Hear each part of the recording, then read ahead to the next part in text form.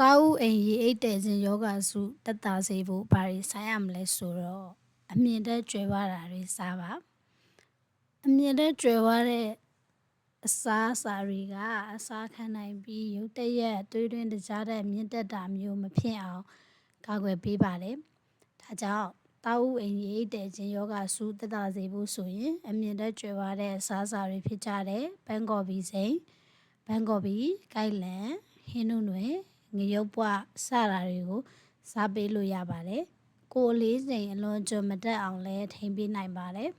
။အဆီနဲပြီးပရိုတင်းကျွယ်ဝတဲ့အစားအစာတွေအဆီမပါတဲ့အနီရောင်အသားငါးအရေးကုန်ဖယ်ထားတဲ့ချက်သား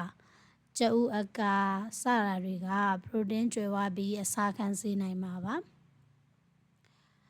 သွေးရင်းတကြားတက်ကိုတည်ငြိမ်အောင်ထိန်းပေးနိုင်ပြီးအဝမလွန်အောင်ကာကွယ်ပေးတာကြောင့်သားဦးအိမ်ရေအိတ်တဲ့ခြင်းယောဂစု PCOS သက်သာစေဖို့အထောက်အကူပေးနိုင်ပါတယ်။အယောင်ကျစေတဲ့စားစာတွေဟော်မုန်းမညီမျှမှုတွေကြောင့်ဆဲလ်ရောင်ရမ်းမှုတွေဖြစ်လာနိုင်ပါတယ်။ဒါကြောင့်တက်တိုးဆန့်ကျင်သက်သေရှိပြီးအယောင်ကျစေနိုင်တဲ့အာနိသင်ရှိတဲ့သစ်ကြားသည်ခရမ်းရှင်သည်နနွမ်း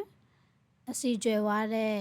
ဆယ်မွန်တူနာစာတင်းစတာတွေကိုစားပေးပါသစ်သီးတွေအနေနဲ့အနီရောင်စပစ်သည်စတော်ဘယ်ရီဘလူးဘယ်ရီဘလက်ဘယ်ရီရှယ်ရီသည်စတာတွေကိုစားပေးပါပြုပြင်မထားတဲ့စီရီယယ်သားဦးအိမ်ရေးတဲခြင်းယောဂစုတက်တာစေဖို့ဆိုရင်တဘာဝအတိုင်းပြုပြင်မထားတဲ့စီရီယယ်ကိုပုံမှန်စားပေးလို့ရပါတယ်ဒါအပြင်ဂျုံကြံပေါင်မုံဆန်လုံးညူ